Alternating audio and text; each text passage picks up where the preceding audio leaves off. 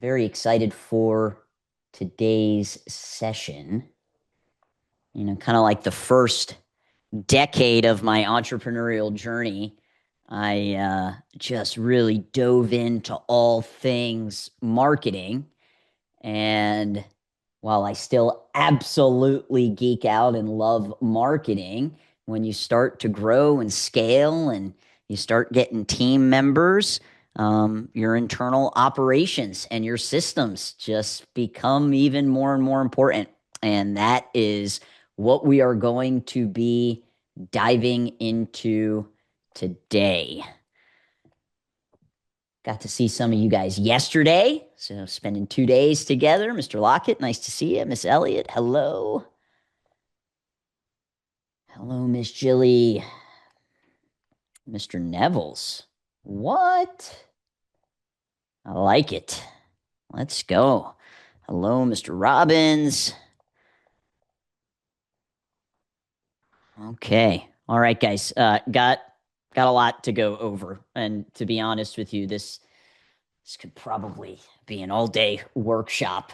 But what I really want to do today is just have you audit where your systems are now so you can determine which one, really one, do you need to shift your focus into building, in many cases, evolving, in some cases, doing a better job of inspecting what we expect. I'm sure every single one of us, I think at the core, what makes a great small business owner, entrepreneur, and especially leader on a leadership team is that you've got to be a builder. You have to be able to look at a problem and build the system to solve that problem. And when I look at my A players in my company, the ones that, man, I don't even have to worry about that department. I can tell you they have this skill set of being a builder. And what can often happens is we see there's a problem, we build a solution, we document it, we give it to our team, but there's often a lack of inspection of whether or not it's being followed properly, or maybe the system we built isn't ideal. And I'll give you a great example a little bit later on today about a system we recently rolled out that we completely had to change after we tried it for about a week and we got data, right? Math is the path. And we're like, this just is not the most efficient way to do it. So let's shift. So we're going to be talking all things systems, and I'm going to unpack the 10 systems that, man, if I had to start all over, and it's not just a martial arts school, in any industry, these are the 10 boxes I would want to make sure are checked off. So I want you to just think about this question here. What part of your school depends on you too much? Just take a second. And the answer is going to be different for everybody. And maybe you're like all of the things, but just let me know in the chat what part of your school depends on you too much. Maybe it's sales enrollments, maybe it's staff training, maybe it's teaching all the classes, right? Everybody's answer is going to be slightly different. So get in the chat. If you haven't been on one of my webinars, I make you work on these things. So get in the chat. It's a great feedback loop. Make sure that you're paying attention as well. Conversions, sales enrollment, marketing, back office, keep them coming. I'm going to assume PD is the program director systems, lead generation, follow-up, lead generation. Okay, awesome. I think we all know, and this is very front of mind for me as well, because I just went on vacation to Beaches Resort, Turks and Caicos. If you are if you like the beach, you love the ocean, you love clear waters, I would put this on your bucket list. I've been to some beautiful beaches, and this one for me absolutely took the crown. But I made the decision, and it was the first time I decided to do this, to delete Slack from my phone. And for those of you that don't know what Slack is, it's a communication tool. It's literally how my 64 employees and myself all communicate with each other. And I said, you know what? Oftentimes just out of habit. I'll just be sitting around hanging out and I'll be like, let me see what's going on Slack. So I deleted it. And what was really interesting throughout the week was what I learned about in my company that depends on me too much. And now I know, okay, well, I need to train my team on these areas because they didn't have full context or they weren't looking through it with the right lens because I haven't trained them in those certain areas. And if we have to watch our business constantly, if we have to remind people constantly, if we're always jumping in and save the day, there's a dependency, right? There's a dependency, and that dependency often keeps us stuck. So as we're going through today's training, I really want you to just be honest and audit your school, because it's not the schools that have the best instructors or the biggest facility or even the most leads. I mean, I know people that get 100+ leads a month and are still struggling with enrollments because there's an issue with follow-up or consistency or closing rates. The schools that win are the ones with the best systems. And that's what we're diving into. All right. As always, we will get the recording out to everybody before the end of the day. And we will include the keynote as well. But something magical happens when you write things down. So highly recommend you do that. And we still got people pouring in, which is awesome. All right, so the 10-point school systems audit. I think, especially on my journey of becoming an EOS implementer. So EOS is the Entrepreneurial Operating System. It's an internal business system that you can implement in your company. Ever since last April or May, when I went to boot camp, that just kind of process has, and just with where my company is at and growing and scaling, has really forced us to put the bulk of our efforts on leveling up our systems. So today, we're going to talk about where schools are failing. I'm going to give you a 6-step creation process for creating a system. We like to use terminology of playbook. So if you hear me say playbook and system, SOP, all of those words are interchangeable. And then we're going to go through the 10 systems that you must have, and you're going to audit yourself as you do this. Okay. So I think for a lot of schools, they're tired, and especially a lot of school owners. And again, when I say school owners, I mean this literally can be any business owner at all. And maybe this is something you say out loud. And I think a lot of people are tired not because they're lazy and not because they don't love what they are doing in their school, and definitely not because they're not committed. But I think a lot of this just comes from the business still depending too much on you, right? And then also understanding when you're first getting started, I mean, that's just the reality of it. What I think would be helpful is everybody in the chat, can you let me know how many team members that you have? And yes, ma'am, I'm an implementer through EOS. So EOS is actually a franchise that you have to purchase. So I purchased the franchise. All right, we've got 8, 6, 7, 2, including myself, 10, 3 part-timers, 10, 3. Okay. So the majority of you have either part-timers. Some of you are getting into double digits. Some of you 5, 6, 7. And maybe some of you are, it's still just you. And that's completely okay, because every single person on this call, when they started, it was pretty much just them. Or if it was a husband and wife or, a partner, it was 2 people. But when you are all of the things, the reminder system, quality control, escalation, you're teaching the classes, you're following up with the leads, it's a lot. It's a lot of hats to wear. And it can also be a trap, because the reality is, for those of you that do have employees, it feels good to solve problems. And you got to where you're at. Some of you have 8 employees, 10 employees, because you got really good at solving those problems.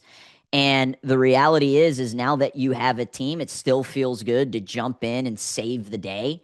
And you really have to have a mindset shift of you are no longer the hero.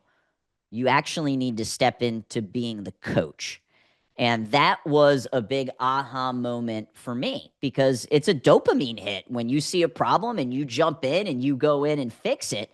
But when you go in and fix it, you are robbing your team of the experience. And from that experience is where they're going to have more context. It's also where they're going to build their own wisdom. One of my favorite quotes is sometimes your superpower becomes your Achilles heel. So for those of you that do have teams, you're in a little bit different position than those that don't, and it can actually be a little bit more of a struggle to be able to let go and let them run the systems and let them give the feedback, and then you together evolve those systems to meet the school where it's at now. Okay, so just can we keep it real? Anybody tired? Is anybody tired? Just keep it real. Yes or no? Maybe you're like, no, I got energies for days. And maybe you're like, yes. All right. Mr. Neville's raised his hand. Sometimes, very. All right. I appreciate the honesty. Okay. Oftentimes, it's due to a lack of a system or a system that just needs to be upgraded.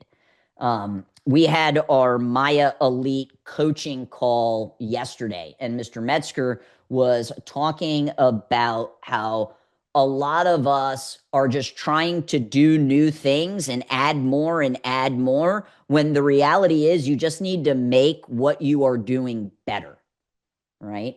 Instead of just trying so many new things, how can we make this system that we do have right now even better? All right. So we know that there are a lot of moving parts inside of the school. And for some of you, especially for those of you that don't have a ton of members right now, more than likely all of these systems are up in your head. And step number one is we got to get it out of your head and we got to get it down on paper.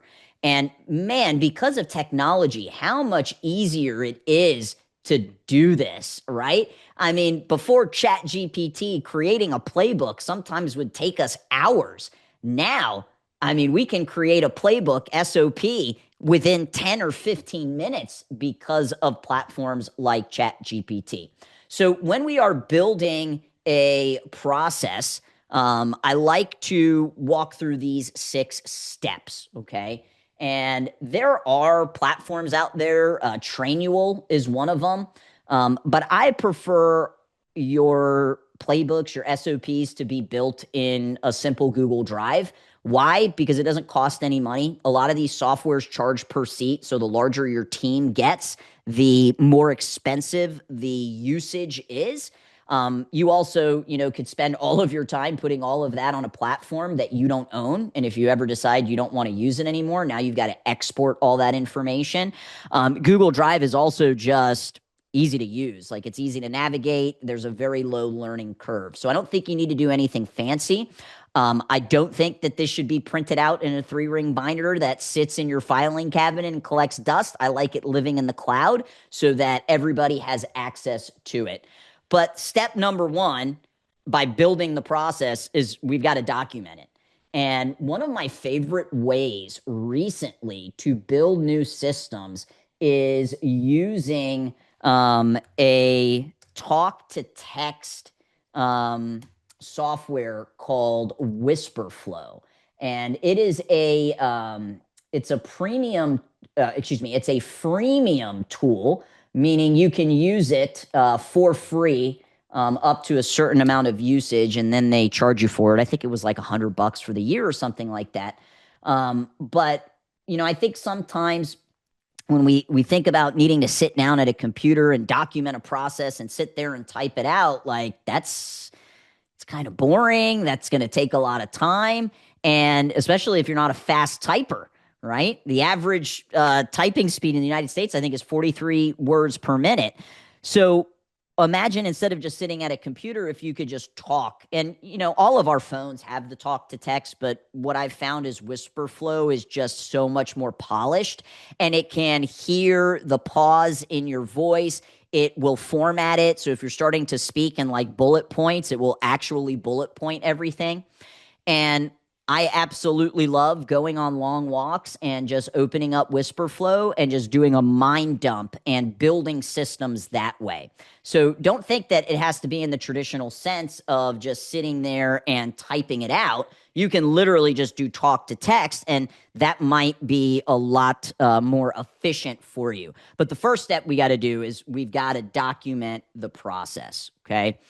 The second thing is once we document it, if you have a team, you've got to train them on it. And I think we have this misconception that, oh, I'm going to give them this SOP and show them once and they should be good. The reality is the first time you taught a martial arts class, it wasn't great. How did you get so good now? Well, because you've had thousands and thousands of reps, and your team has to get that as well. So with those of you with teams, if you don't have some form of weekly training, ongoing training for your team members, you are really going to struggle with getting these systems implemented and followed by all. You've got to teach them how to do it. And, one of the things that I've learned in training people is, let's use the example of, let me stop the share here because I think this is really important. Let's use the example of you wanted to train a team member on your phone script, okay? And let's say you have the phone script listed out and incoming call comes and you want them to answer the phone this way. It's a great day at Gracie Pack. This is Coach Chris. May I ask who I am speaking with? When you train a team member, typically, and when you're role playing, what you usually do is you have them go through the entire scenario. And as they're going through the entire scenario, you'll make notes on the areas that you want them to improve. And then at the end, once the role play is done, you say, well, I want you to do this differently, this, and none of it lands. Instead, I want you to think of almost teaching, like if you were teaching a form, right? If I was teaching a form to my students and the first move was this, would I move on to the next step if they were going like this or this or this? Or would I make them rep it out over and over again until they got that first step down? And it's the same thing with training your team. So if they're answering the phone and they go, it's a great day at Gracie Pack. This was Coach Chris, may I ask who I'm speaking? I'm stopping them right there. Hey, stop. Let's try that again. I want you to smile. I want you to sit up straight. And I want you to have a little bit more lively tonation. Let's try it again. And guys, that small little shift in training makes all the difference. We call it duplication. So yes, we document, but now I need them to duplicate it the exact way that I want. And if I wait until the entire script is done, they're not getting that rep over and over again. Does that make sense? Is everybody good on that? It's such like a small little detail, but it makes training so much more effective with your team. Okay? So we got to document, we got to train, and then you got to let them run it. Okay, you've got to let them consistently use that system in the business. And if it's something that you are no longer doing, you need them to understand that they've got to provide feedback on whether or not this system is working. So we're going to run it. And as they're running it, this is something that a lot of us do. Instead of delegation, we abdicate. We say, okay, it's yours, and we don't go back and check. You don't inspect what you expect. So you got to watch them do it. Is it being followed? Is it in the order that we want it done? Once you inspect, you're going to start getting a lot of data, right? Which means you're going to be able to track whether or not this is working. And from that data, we can make a data-driven decision to improve it. All right. And I just think that there are people get really excited, especially let's say you go to a conference or you go on a webinar like this and you get really pumped up and you say, all right, team, this is what we're going to do. And you explain it to them, and maybe you give them some assets like a document to follow, and you run it through them once, and then you never go back and inspect it, and you never go back and look at the data, and you never go back to improve it.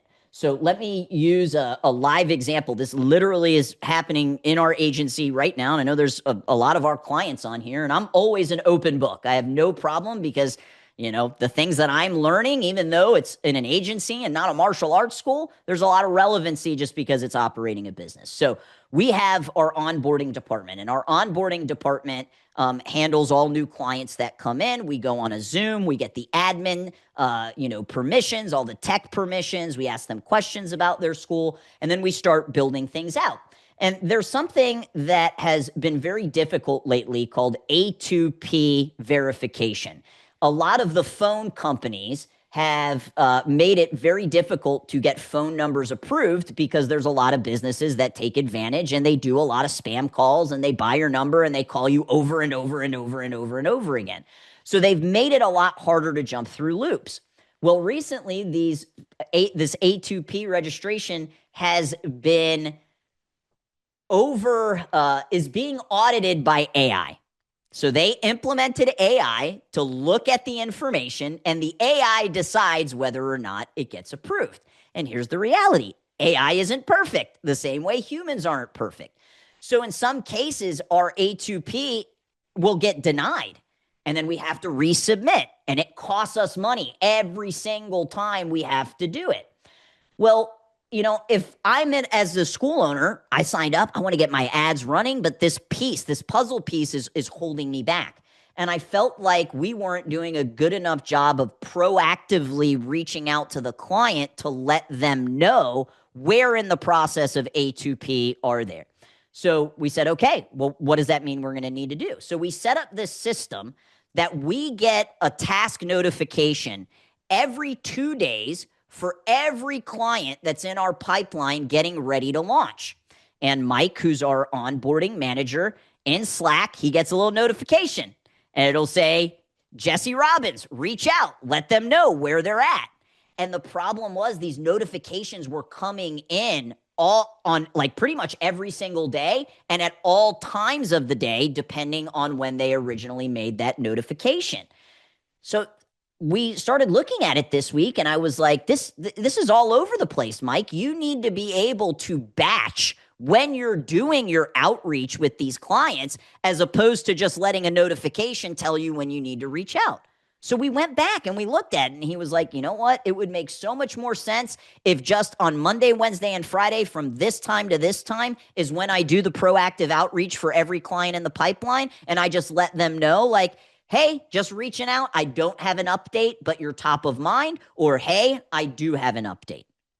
And this is an example of we built the original system and we thought, hey, that was going to be good enough, but it wasn't. So you have to go back and you have to ask your team to provide feedback when you are implementing these new systems. I appreciate the shout outs. And yes, A2P verification does suck, Mr. Robbins. Okay. So when we're building the process, that's what we want to do. Those are the 6 steps. So let's dive into these 10 systems. They are just foundational to growing and scaling your school. Now, what I don't want you to do is look at this and say, oh yeah, Chris, we got that down. Okay, but how well do you have it down? Because there's levels to the game. All right. These are in, I don't want to say it's in like this black and white order, but it is like, okay, in the beginning, these are the things just, man, you have to have this down. All right, and the first is your program and pricing. So write that down, programming and pricing. And first, I think a lot of schools aren't charging enough. I know some of you are really good about increasing your rates on an annual or maybe every 2-year basis, but it's not just what you charge, it's how you charge. And a lot of people, when they're choosing what to charge, they're just choosing it based off of maybe what their instructor was charging, or maybe what the other schools around the area are charging. And there's a difference from just like charging what everybody else is charging and then pricing for profitability and margins. And this is something that not a lot of business owners think about. It's like, well, how much profit do you want to make? Well, then can you reverse engineer how much you should be charging based off of the profit and your margins? And everybody's margins is different. Check this out. Can you guys in the chat let me know how much is your rent on a monthly basis? How much is your rent on a monthly basis? Put it in the chat. How much are you paying on a month? 5,000, 6,000, 25, 65, 10,000. Guys, we've got all the way from 2,000 to 10,000. All right. And because of that, everybody's margins are going to be different because your expenses are slightly different. And it's just not something we typically think about. We're just like, oh, all the other schools are charging $150 a month, so I'll charge $150 a month. Okay. I am a huge, and I've done it all, guys, because I've been in so many consulting programs over, the last 15 years. And I am a fan of selling programs. I don't believe you are going to be able to make the impact that you want if you set this precedence that you can cancel whenever you want. And this should be a month-to-month thing. And I mean, martial arts isn't seasonal. We know that, right? May they start seeing, positive behavioral changes within a few weeks? Maybe, but like long-term changes take months, if not years. Okay. And the other thing to consider with your programming and pricing is your family discounts. I have seen a lot of schools have a very high active count. But when you look at their student value, it's nowhere close to what their monthly payment is because they are doing insane family discounts. I mean, I've seen up to 50% off for a sibling. I don't know about you, but when I take my kids out to dinner, I'm not getting 50% off of the second one, the third one, or the fourth one. When we go and we do back to school clothes shopping, I'm not getting a discount on the second, third, or fourth one. So these are some things that you need to consider with your program and pricing. And I strongly urge you, if you have not, to join Maya's school group, and I'll link it here for you, and go through their Core 4 training. It's completely free. Our Grow Pro clients, you get access to that too inside of the Grow Pro Online Academy. But it breaks down exactly how to implement programming and pricing and how to use what we call the ABCD options. So we have a benefit page that showcases all the benefits, and this is part of an enrollment system. We have option A, which is a paid in full, option B, option C, and D, and then we have all payment options listed on here as well. We also sell success kits, so it has the pricing of the success kit. And I personally have not seen a better program pricing layout than what Maya, the Martial Arts Industry Association, has put together. This is one of the first things we have our clients implement because we know if they implement this pretty much overnight, they can 1.5 to 2x their revenue just because of the way that they are positioning their program and pricing. All right. So if this is something that you maybe haven't looked at in a while, maybe you just, we just charge $170 a month and it's month to month. The reality is you are not maximizing the profitability of your company, period. And I'm going to assume the majority of us are for-profit businesses, which you as the CEO, that is your job to maximize profitability. Okay.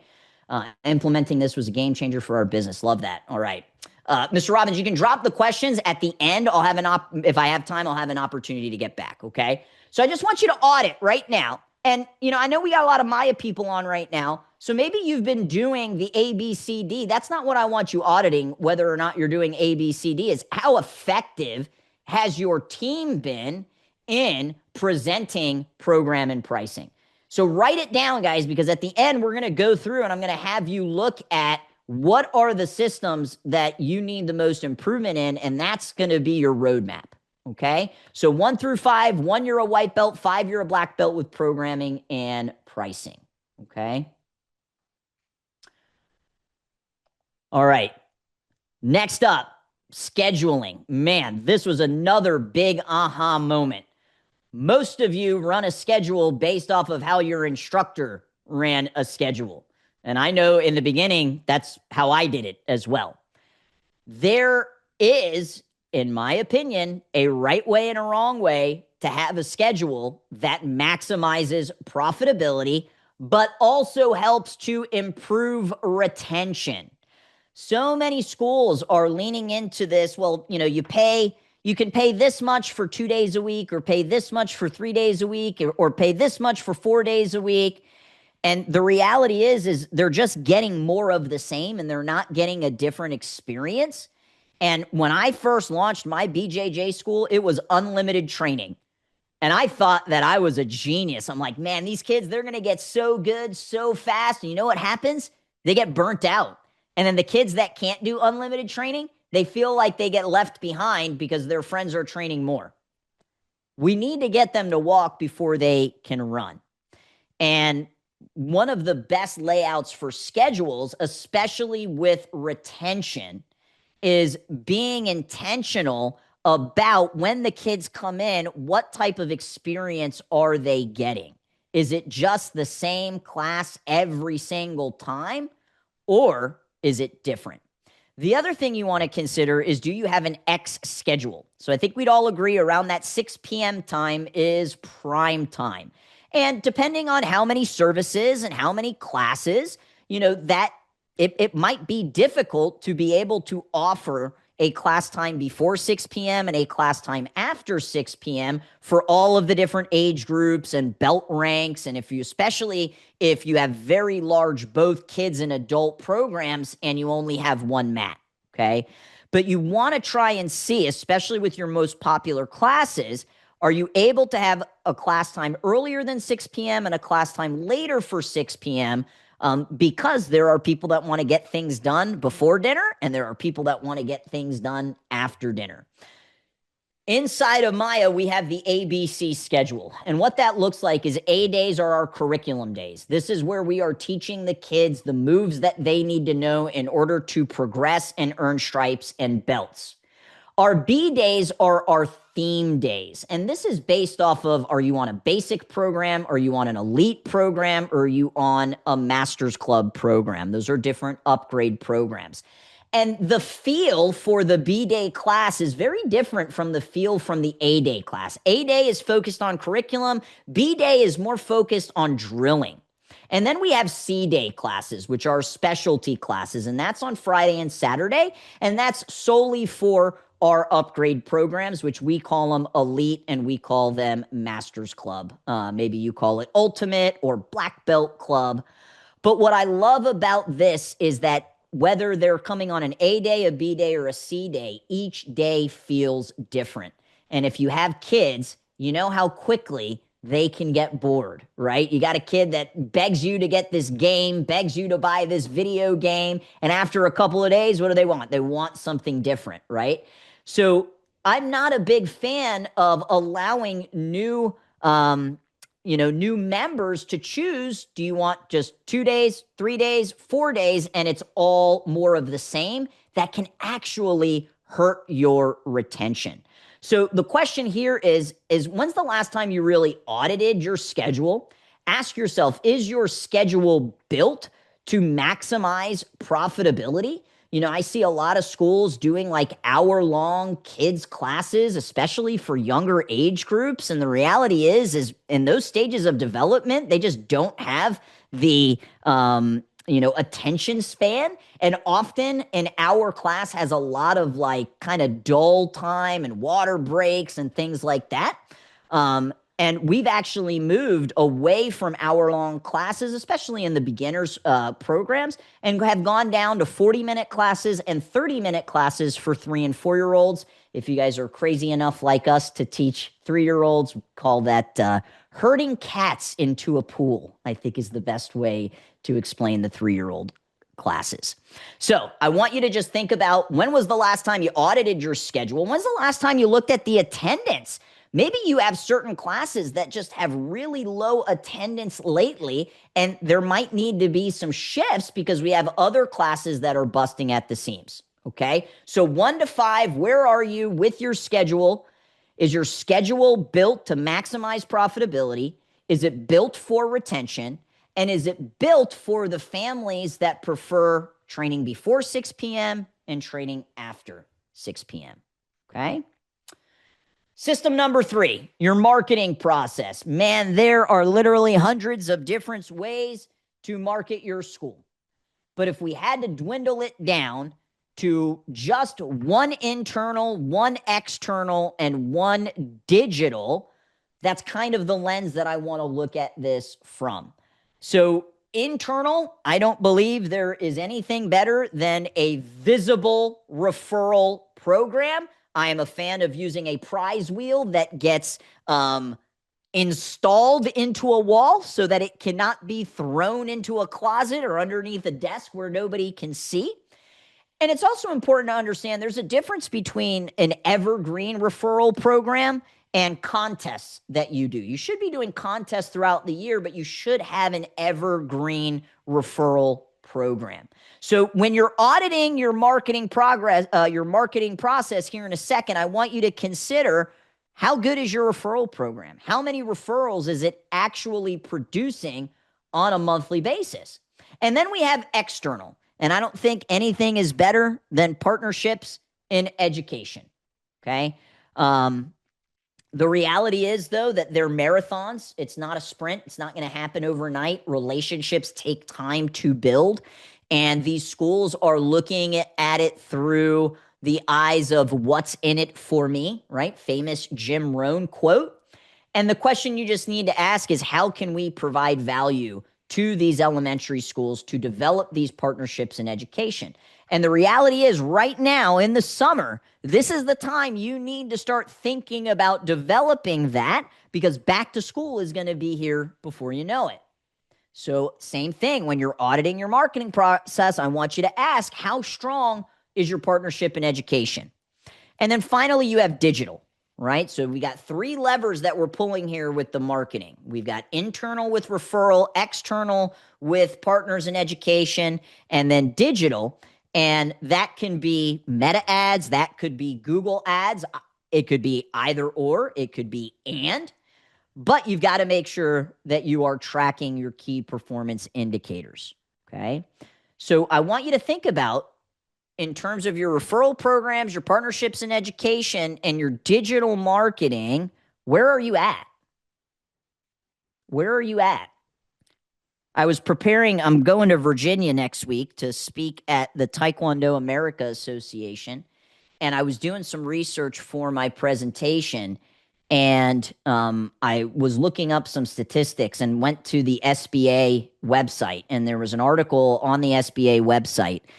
And this article stated that the average B2C business, okay, which is what a martial arts school is spending 1.08% of their top line revenue on marketing.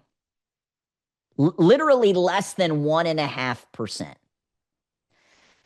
10% is where you'll start to see growth that will be able to outsell churn. So you'll grow, but you're not going to see hockey stick level growth at 10%. If you want aggressive growth, it's 15 to 20%. And I would, gander that the majority of martial arts schools probably aren't even spending 2, 3, 4% of their top line revenue on marketing. And then they're wondering why they aren't growing. Okay. And I had the same problem. We've had this problem at GrowPro as well. Just not spending enough to reach the goals that we want to reach. Okay. So where are you at with your marketing system in terms of internal referrals, external partnerships in education, and digital for Meta or Google? Okay. All right, let me just pause here because I saw some questions come in. I struggle with internal because I often feel like I have 50 things I need to push at the same time. So I stress about how many emails, texts, announcements is too much.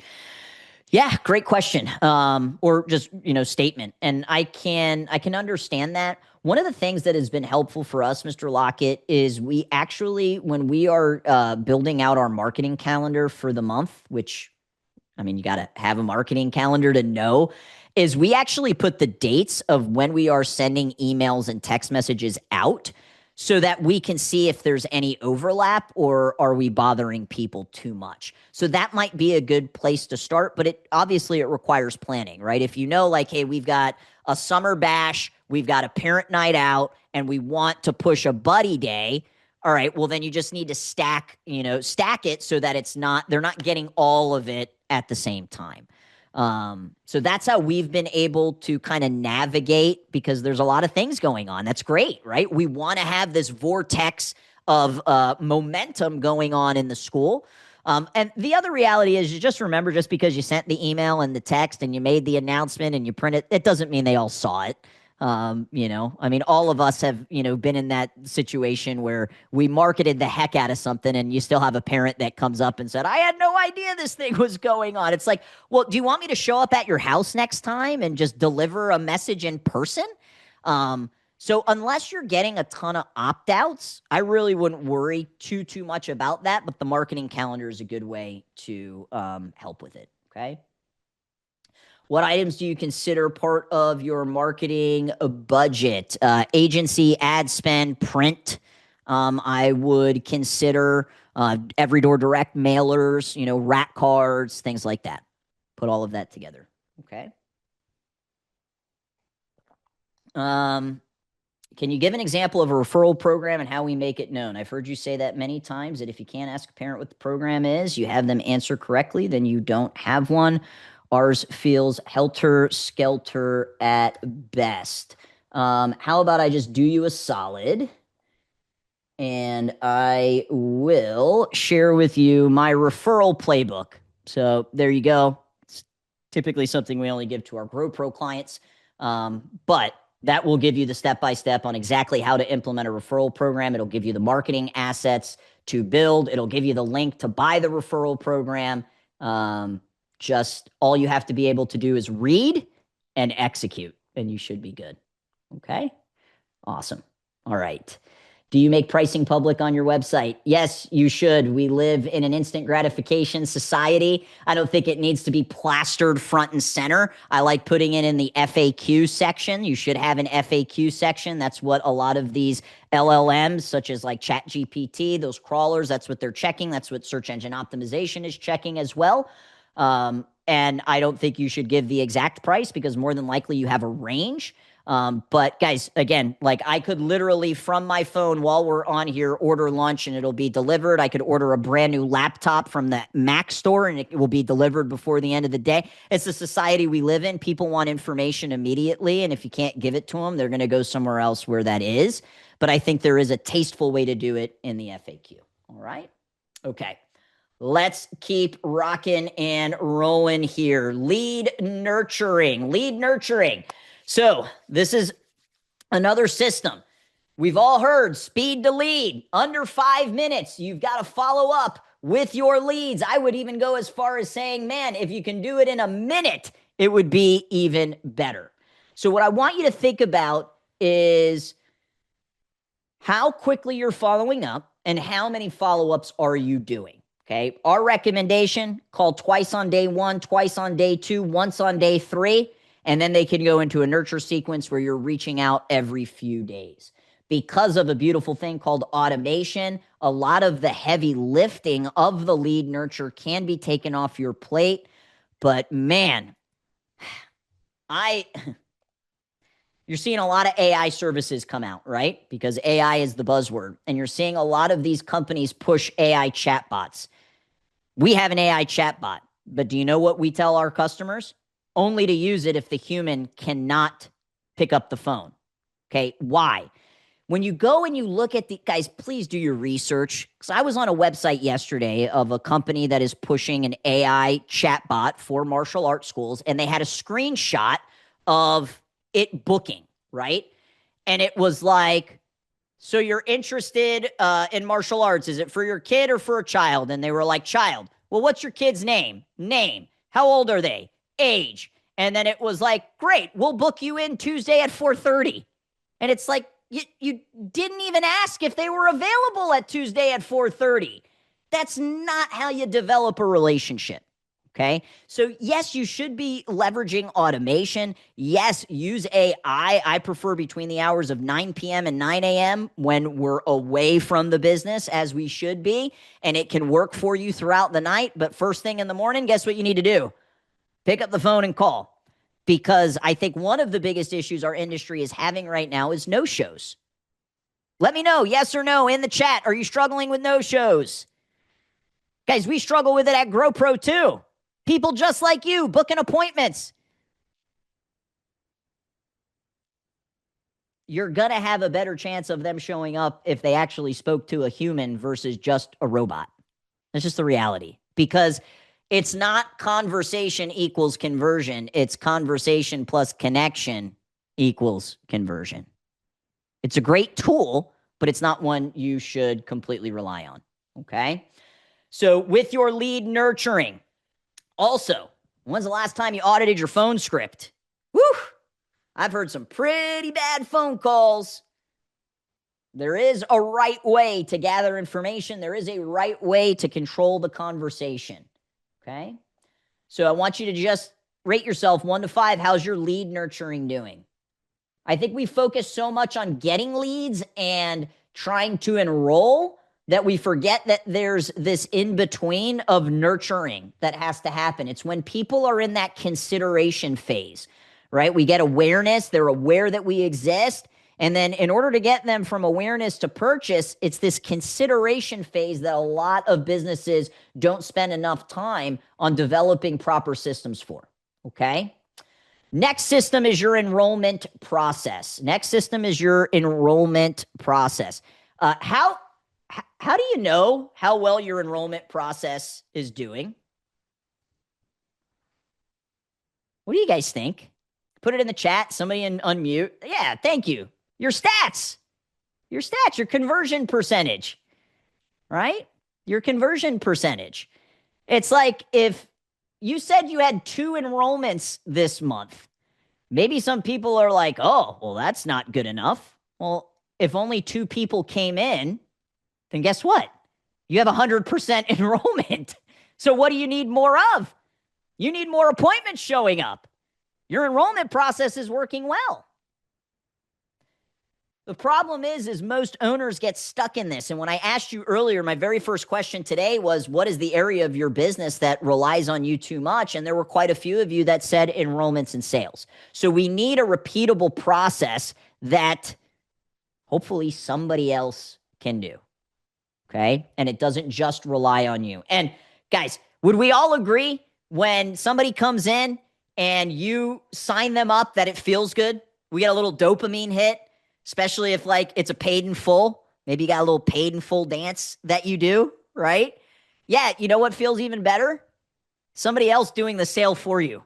Trust me, it feels much better, okay? But you have to have a repeatable process, which means it's got to be documented, okay? Part of the enrollment process, though, isn't just the conversation that's happening in the office. It's the experience that they're getting. And that experience literally starts with the first conversation, which is why the phone script is so important, why having a confirmation sequence is so important. Are they greeted when they come in the door? We have a client, Mr. Blake Harris, super successful school owner, very, very successful school owner.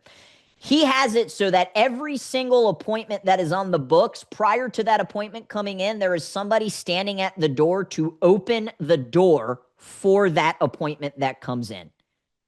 I mean, talk about just like red carpet experience. And look, not all of us have the team size to be able to do that.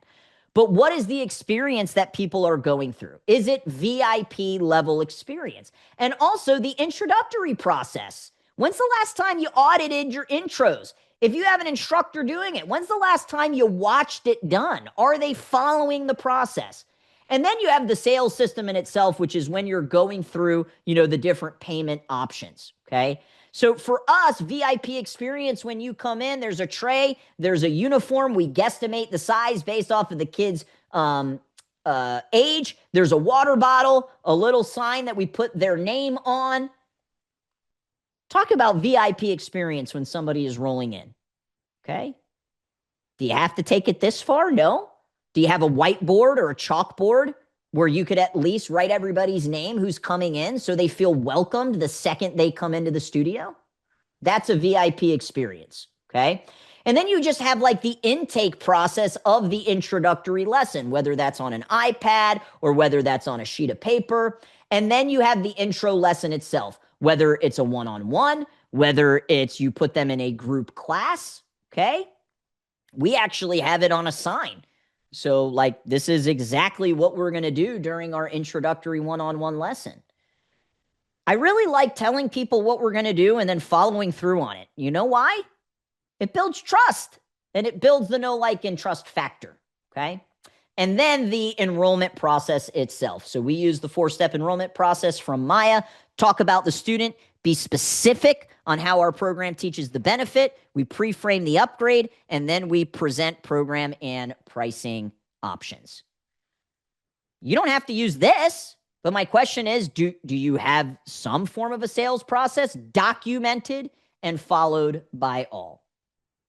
Okay, Mr. Neville says, we have a welcome board, love it. One-to-one is best. Yeah, I just had this conversation with a school owner who's opening a new school, and they were asking about introductory lessons. And here's the reality. I do believe one-on-one is the best. There's no better way to build rapport, but does you or your team have the capacity to do it? Do you have the mat space to do it? And do you have the time slots to be able to do it? If you have a larger team, while you're running classes, you can have one-on-ones going on in the corner or in a different mat space. If you have multiple mat spaces, like Mr. Steve, he has multiple mat spaces. But it's also takes a lot of time and energy and effort to do one-on-ones. And if you're maybe a one-man or one-woman show, that just might not be a reality for you right now, okay? So audit your enrollment process, 1 to 5. How are we doing? The VIP experience, how you're gathering information, if you do a tour, the intro process, and then the sales itself, okay? All right, system number 6, your meeting process. Chris, meetings? Yeah, the majority of you have team members. How else are you supposed to be getting on the same page, okay? Guys, I don't care what kind of meeting you do. I am going to push you to do the level 10 meeting because it is the best meeting agenda that's out there. But if you don't want to use it, that's fine. But you need to have a meeting. And if you're a one-man, one-woman show, guess what? You need to have a meeting with yourself where you're going through these items.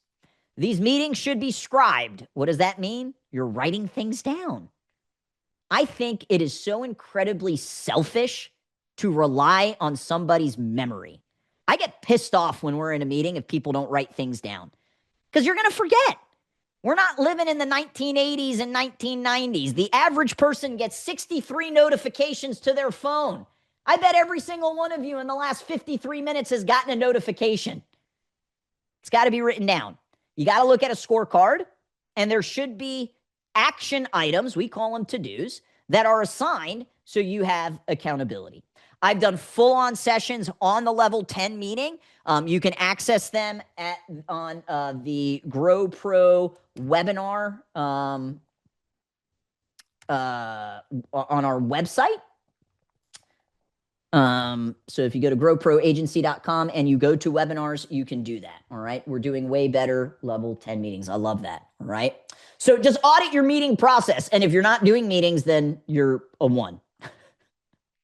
Where are you at with your meeting process?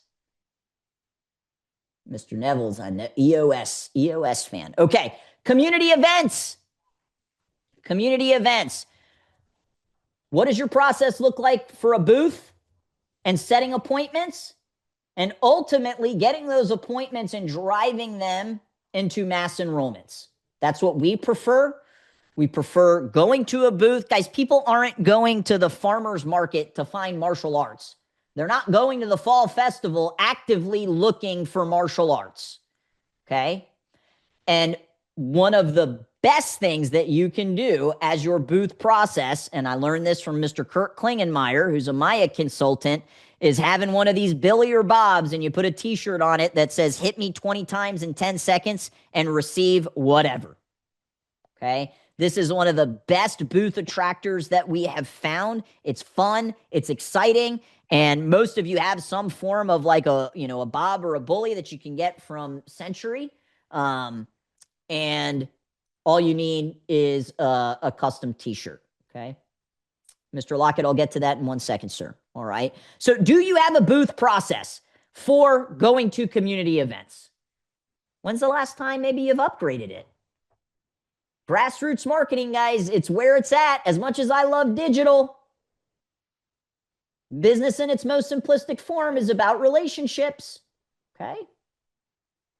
Retention, very similar to marketing. There's 100 different things that we can do to retain our students. These are the ones that I think are the most important. What's happening on your mat? If your classes suck, your churn is going to show that. And here's the reality. Every single one of you on this call thinks you offer the best classes in your town. Not all of us can be true, okay? The average retention is 95% in the martial arts industry, which means you're churning 5% of your student base. You got 100 students, you're losing 5 at the end of every month, which goes back to that question around ad spend. If you're only, spending 5, 6, 7, 8, 9%, you might only be spending enough to take care of the churn, which is why it feels like you never grow. Okay? Every class, they got to smile, they got to sweat, and they got to progress. If one of those is missing, is not a great class, in my opinion. If I could only pick 3 different retention strategies to implement, very similar to only 3 marketing. Number 1, it's missing in action calls. And I actually prefer missing in action videos. I think it's just much more impressive. And it takes the same amount of time. Okay. So on Monday, you look at everybody that didn't come the previous week and you just put together a quick video and send it to them. Because we know if somebody doesn't come for 1 week, what happens? That turns into 2 and 3 and 4. Quarterly progress calls, just checking in. If every single time you pick up the phone to reach out to your students, it's because you're trying to enroll them in something or get them to give you money, that's a problem. So on a quarterly basis, reaching out. How are things going with the classes? How's Johnny enjoying the program? How are you enjoying the program? Where are the, areas you're seeing improvement? Okay. And then retention events, just hosting events internally. Like we've got Father's Day this weekend, right? 2 of my favorite events that we do every single year, and it's a retention event, but we also turn it into a recruiting event, is a Mother's Day class and a Father's Day class where they get to earn their pink belt and their camo belt. So that's the example of the retention events. Okay, so rate yourself on your retention process. Ultimately, your churn percentage, your attrition, how many people you are losing on a monthly basis is going to prove how good your retention process is right now. Okay. All right. Number 9, staff building. We're going to go a couple of minutes early for those of you that have to hop off, or a couple of minutes over. If you have to hop off at 1 p.m., completely understand. Okay. When it comes to hiring, you have 2 choices. You can build it or you can buy it. And I always prefer to build. And what does that mean? You're building leaders internally that you can ultimately hire for staff. And all of us have been in this position where you've got a 12-year-old that you're just like, man, I can't wait until they turn 16 so I can hire them to be an instructor, but I need somebody now. So if you haven't been building that bench strength, then you got to go out and buy it. And I've had a lot of success with hiring instructors off of Indeed. My 3 main chief instructors at my school, Gracie Pack, came from Indeed. Okay. And I grew that school to over 300 students and then eventually exited. Okay. But one of the best things that you can start doing now is having a leadership program in place and planting the seeds with the students and their parents about how martial arts can be a career. Okay. But it starts with a leadership program. And you're not always going to have people that are ready that you build in a time of need. So you do need to have a hiring process on if you have to go outside of your school. And weekly training, the same way that I believe you need to have a weekly meeting, you need to have weekly training for your team. Okay. So, Mr. Lockett, you had that question around, you've got I think some part-timers, and it's difficult to get everybody on call, right? Or on a training. And oftentimes what this means is sometimes we have to renegotiate the terms of what it means to work in our company. And as you grow and evolve, renegotiation should be happening often. I actually learned this just kind of concept of renegotiation just going to therapy with my wife. A lot changes when you have a kid, right? So when Cruz came along, we went from working together every single day in the martial arts school to COVID happening. Cruz was born. She's going to be a stay-at-home mom. I'm going to be responsible for work. Like, our lives had drastically changed, and we never sat down to renegotiate what do our roles look like now in our marriage that this, awesome little human being has come into our lives. It's the same thing in your business, right? The team that gets you to one level probably isn't going to be the team that gets you to the next. And if you want it to be, then sometimes renegotiation needs to happen. I would also consider leveraging technology like Zoom. Ideally, these trainings are happening in person, but if it can't, can it happen on Zoom? And can it, at a minimum, can we at least do a monthly training, which that should not be an issue at all. Once a month, it is a requirement for you to be on this training. And then just giving people a heads up, right? It's like the same thing with closing your school. Guys, nobody's going to care if you close your school on Friday, July 3rd, as long as they had a heads up and it's not Thursday, July 2nd, you saying, man, I just don't want to go into the school, so we're going to close it. People just need a heads up, okay? So I want you to audit 1 to 5. How good are you at staff building? And then our final one is a planning process. And I think, depending on your personality, A-type personalities are probably going to do a little bit better than B-type personalities with this. But there needs to be some form of a planning process in place for your recruiting, your retention, and your revenue, for reverse engineering what those revenue goals are, and for building the vision in your company. So one of the best things that we've ever done, and we do this at the end of the year, you don't need to do it on an annual basis. You can do it on a quarterly basis. If like doing it for 12 months feels, just maybe too overwhelming. But every single month, you just need to ask yourself, okay, do I have something set up to recruit new students? Do I have something set up for retention? And do I have something set up for revenue? Okay.